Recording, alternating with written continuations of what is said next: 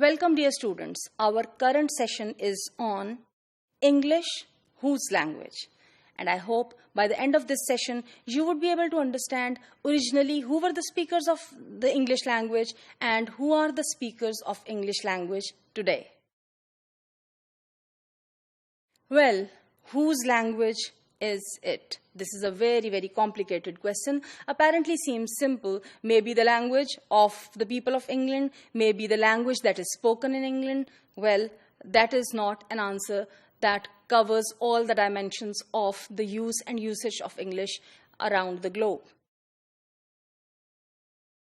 Yes, no doubt that the English, that is the English people, speak it.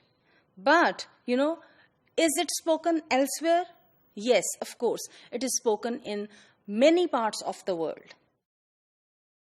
The next question that we need to consider is who owns it? Do all these speakers have the same experience of it? Somebody who is born in England, what kind of exposure he or she would have to the English language? Compare that with your own experience, for instance. Think for a while, what kind of exposure do you have to English in your lives? Do you learn it as your native language? No. Do you learn it as your second language? Yes. Sometimes some people from remote areas might learn it as a foreign language. So, compare this experience with the experience of those who are born and are brought up in England. They would have a first-hand experience of the language. They would learn it as their first language. Try to think of also, how does it shape and form their identities? The identities of the speakers of the language. Think of your identity and think of the English language and its connection with your identity. To belong to the upper social class, to achieve a kind of elite-dom, to be known as educated, for all these purposes, in our social setup, in our academic setups, English is considered to be a must. This is how it relates to our identity. Now, think of the native speakers of England. Of course, it is their first language. As native speakers, they use it. But, from which part of England a speaker comes from? Which variety of language is spoken there? How, the pronunciation of that variety, for instance, reflects upon the identity of that person, gives clues to which area that person belongs to. These are all the questions that we need to consider if we really want to focus on the study of the English language and the history of the English language. Also, we need to think that these identities that we hold, these identities that we create through the use of a language or through the use of this particular language, English, how these identities are perceived.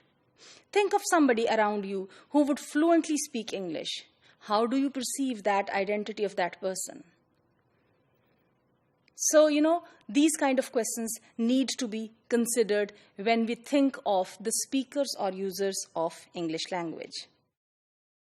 Well, my dear students, whereas for a long time there was a straight distinction between ENL, that is English as a native language, and ESL, that is English as a second language, and EFL, that is English as a foreign language, today in the modern world, there is an addition, and that is EIL, English as an international language. English has emerged as a lingua franca. Somebody who has some other language as a first language. Somebody who has yet another language as a second language. But to connect with the people around in the world, to have that, international or inter-country, relationships or inter-society relationships, when English is used, it becomes a lingua franca. So, this further complicates the situation when we try to understand what do we mean by whose language it is. Well, there is a growing perception that English is now the world's lingua franca, and it operates as a means of communication for people who do not share a mother tongue, and for the purposes of connectivity, they need another language. Think of all the varieties of English across the globe.